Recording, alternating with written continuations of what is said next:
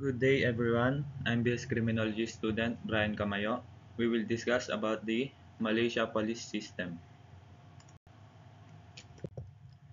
Details about Malaysia. Malaysia is a country in Southeast Asia. The federal constitutional monarchy consists of 13 states and 3 federal territories separated by the South China Sea in two similarly sized regions, Peninsular Malaysia and East Malaysia, or the Malaysian Borneo. Peninsular Malaysia shares a land and maritime border with Thailand and maritime borders with Singapore, Vietnam, and Indonesia. East Malaysia shares land and maritime borders with Brunei and Indonesia and the maritime border with the Philippines and Vietnam.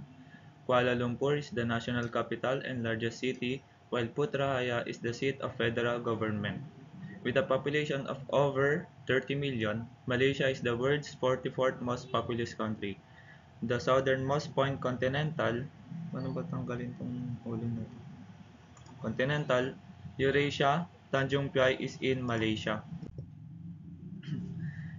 Their police agency is Royal Malaysia Police or the RMP, and it is a centralized organization with responsibilities ranging from traffic control to intelligence gathering. Its headquarters is located at Bukit Aman, Kuala Lumpur. Here are some examples of their police agency o yung mga officers nila. Department, the depart ay The Ministry of Home Affairs is responsible for police activities accordance with the Police Act of 1963. The RMP is commanded by the Inspector General of Police, whose powers and responsibilities are delineated in the Police Act of 1967, who reports to the Minister of Home Affairs and assisted by a Deputy Director General. Ang ang Police Act of 1967 or sa Mali is Acta Police of 1967. It is the act of parliament government which governs the constitution, control, employment, recruitment, funds, discipline, duties, and powers of the RMP or the Royal Malaysia Police. And their motto is Police Dan Masyarakat Berpisah Tiada, meaning police and the community inseparable. The ranks of the RMP. We have the three categories. They are categorized in three rankings: the Inspector General grade, Superintendent grade, and enlisted grade. Inspector General of Police is the highest. Next is the Deputy Inspector General of Police, Commissioner of Police, Deputy Commissioner of Police, Senior Assistant Commissioner of Police 1, Senior Assistant Commissioner of Police 2. And ang pinaka mababa naman po is the constable dito po sa enlisted grade. And type of law enforcement, the Royal Malaysia Police. The force is a centralized organization with responsibilities ranging from traffic control to intelligence gathering. Its headquarters is located at Bukit Aman, Kuala Lumpur. In this year, the estimated strength of RMP is currently more than 130,000 sworn officers. So, gaya po ng Pilipinas, they are centralized law enforcement. Sa Malaysia rin po, dahil they using one police agency, which is the Royal Malaysia Police. History of police system in Malaysia. A police force has been in existence in Malaysia since the days of the Malacca Sultanate. Malacca's canonical law created what was essentially a police force in Malaysia in the 15th century through the institution of the Temenggung and Hulu Balang or Royal Warriors. During the Sultan of Malacca's absence, the Bendahara or Prime Minister held absolutely authority with the power to hand out sentences, but it was the Temenggung who acted as the police chief or Inspector General of Police, and his tasks were to arrest criminal, build jails, and implement sentences. Sa Malaysia po is Prime Minister yung ginagamit po nilang word, while sa Philippines po is President, which has the highest position in the country. Following the assimilation of Malacca into the British Empire in 1795, A modern police organization in Malaysia was formed on March 25, 1807, after the Charter of Justice in Penang was granted, with Penang being the first to form a police force. March 25 is today marked as Police Day in Malaysia. Most of the officers were of British origin. Later, the organization was developed in the Straits Settlements and other Malay states, particularly the Federated Malay States. At that time, independent police forces were established for each respective state. Only after World War II was a central police organization formed, known as the Civil Affairs Police Force. This organization was formed in Malaya and led by a British colonial, Longworthy, who had to stabilize the police forces after the anarchy of Japanese occupation. One of the immediate problems faced by the police at that time was the rebellion of the Communist Party. During the confrontation between Malaysia and Indonesia, which lasted from 1963 to 1965, the police force, along with military forces, fought against the infiltration of Indonesian forces in the state of Johor and Sabah. So, at this time, ang pinaka-problema po na kinakaharap ng police ng mga police agency po dito ay ang rebellion of the Communist Party, which is against sa pamamalakad po ng government, ganun po. And almost a year after Independence Day, on July 24, 1958, His Majesty Yang Depertuan Agong Agong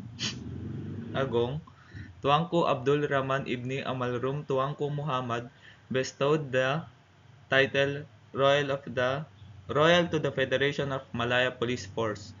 In 1963, the Royal Federation of Malayan Police, the North Borneo Armed Constabulary, and the Sarawak Constabulary were merged to form the Royal Malaysia Police. The Singapore Police Force became a component unit of the RMP until Singapore independence in 1965. Next is the RMP organizational structure.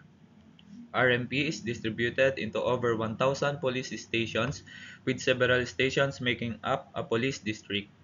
The officer in charge of a police station, or OCS, reports to the officers in charge of its police district. Apart from three departments involved in the administration, the Management Department and the Logistics and Technology Department and Integrity Standards Compliance Department, RMP has seven departments involved in crime prevention. First is Criminal Investigation Department.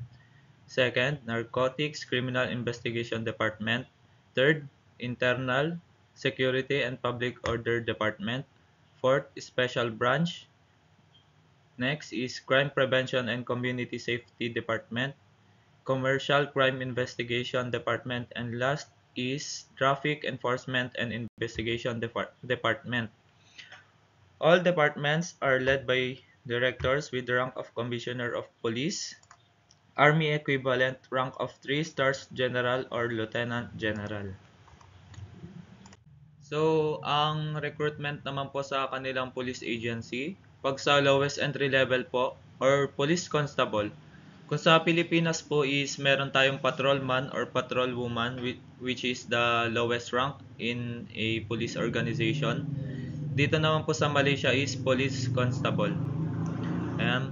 It must be a Malaysian citizens and must have Malaysian certificate of education equivalent to high school status.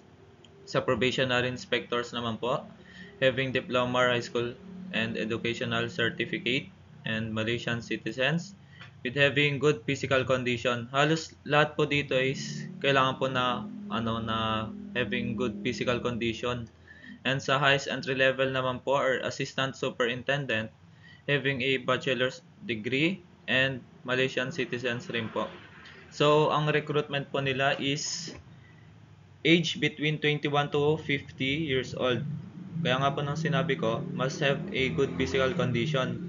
Kasi Ito po, fitness must be medically and physically with no medical conditions that may limit your ability to securely complete, recruit, coaching, and perform all aspects of investigating. And must meet visual standards. Syempre, hindi siya colorblind. Kunyari is magde-defuse ng bombs. Syempre, pag sinabi, ikakat mo yung red, syempre, colorblind ka, mali mo, iba yung makat mo, di ba? And sa criminal record naman. So, pag mag-apply po ng trabaho, syempre, pag may criminal record ka is may hirapan kang makapasok ng trabaho. Syempre, criminal record na yan.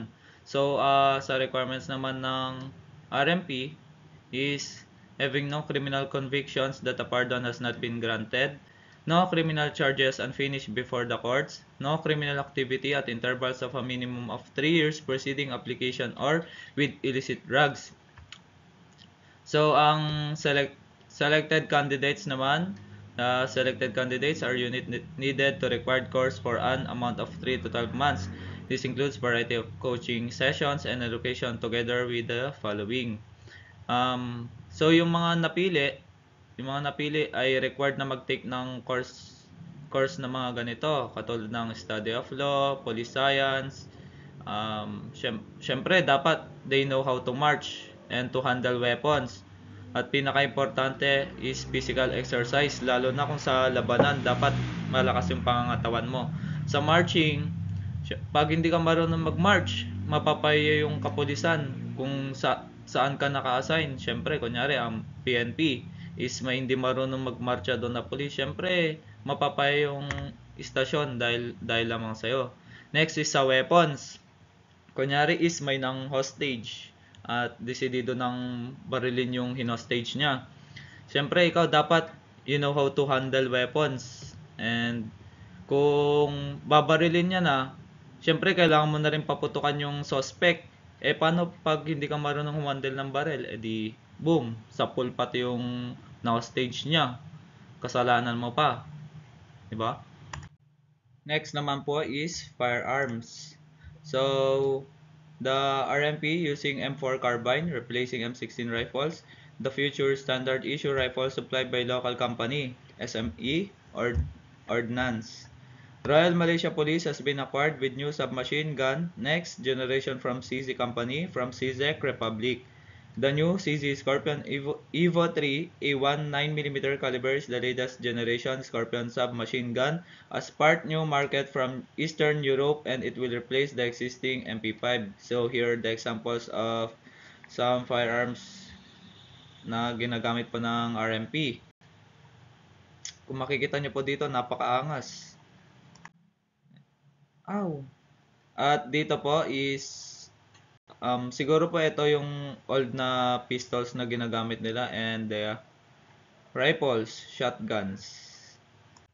And sinama ko na rin po yung vehicle services dito. They have tanks, yung Honda Civic and SUV vans, police.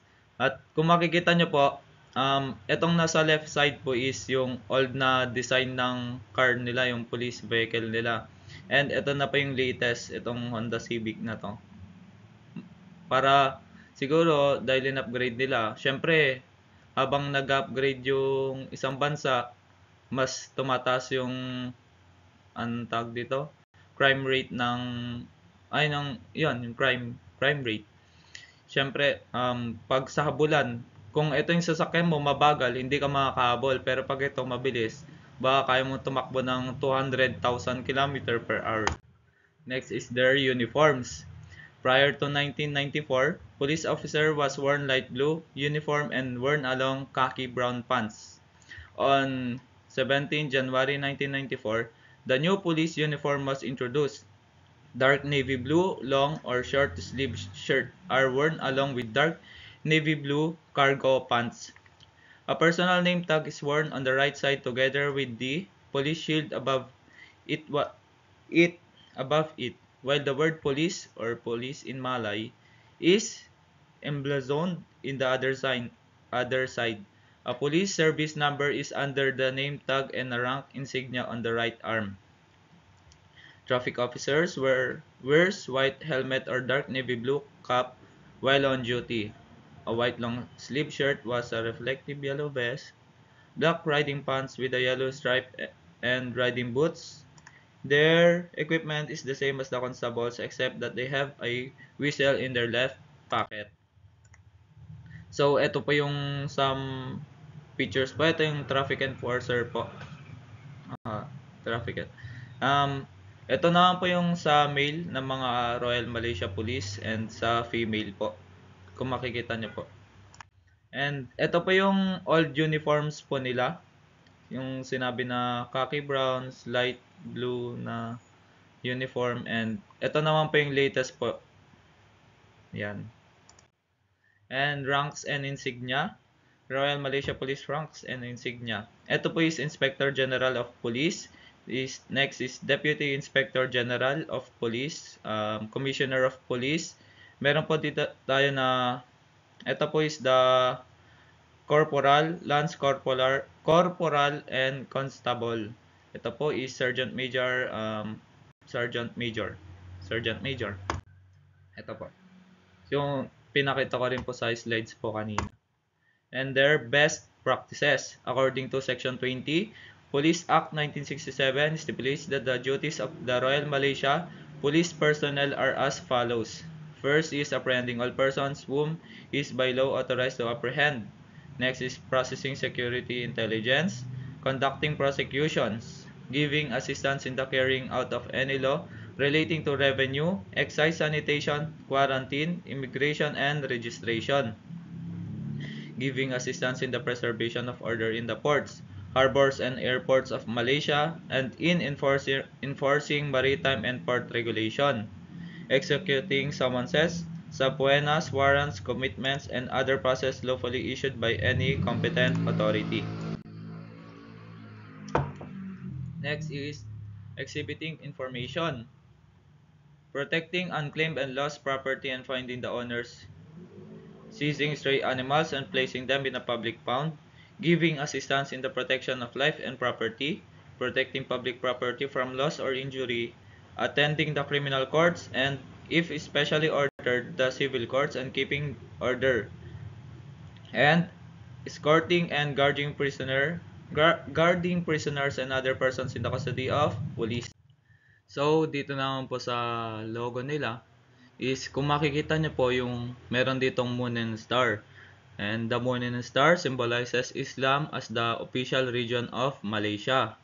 Next is the crown. Ito po, crown. The crown depicted on the Royal Malaysia Police insignia is a panegyric reference to the King of Malaysia, bestowing the royal title to its name. And ito po, kung makikita nyo yung Arabic ano na to, symbol na to. The words Allah, ito po Allah, ito Allah, and Muhammad in Arabic, which respectively symbolize the Allah Almighty and Muhammad as the messenger. And it signifies Islam as the official religion and faith of RMP personnel are willing to uphold justice and the security of people of Malaysia. And the Christ and the Ilang sword. The Christ is an important symbol of the Malay Peninsula. This particular weapon was used by Malay warriors in the past, according to Frey, who concluded from Sir Stamford Raffles' studying of Kandisuku. The Christ came into existence around AD 1361. Others believe that early forms were inspired by the daggers of Dong Son in Vietnam. So, ang machete naman po, or ilang or klewang symbolizes the states of Sarawak and Sabawa. Ito pala yung yung machete. Sabah in East Malaysia, and it represents the spirit of heroism of a multitude of ethnic tribes such as the Dayak, Dusun, Bajau, and Kadazan. Yung tiger head naman po, the tiger head symbolizes courage, strength, and spirits of the Royal Malaysia Police. Yung paddy flower po is a reference to paddy and rice, the staple food for Malaysians, and it signifies national prosperity. And yun po. Ito po. Para mabasa na lang kung Kung hindi naintindihan yung sinabi ko na, pwede nyo pong basahin dito. And other details. The Marine Operation Force. The Marine Operations Force or Malay Pasukan Jerakan Marine is the Marine Police Division tasked with maintaining law and order and coordinating search and rescue operations in the Malaysian Maritime Zone. And on the high seas, its responsibilities was to maintain security at the ports in Penang and the Straits of Johor. Air Operation Force, formerly Air Wing Unit, Royal Malaysia Police Air Operations Force or Pasukan Jaraka Udara PGU is a special aviation unit of Royal Malaysia Police. It has a vital role in maintaining national security with thorough surveillance and patrol from the air, established on 1st February 1979. And meron ditong volunteer police. Police volunteer reserve is a normal citizens, and police undergrad volunteer corps automatic to inspector after 3 years. So ang police volunteer reserve, tignan ko lang po sa script ko.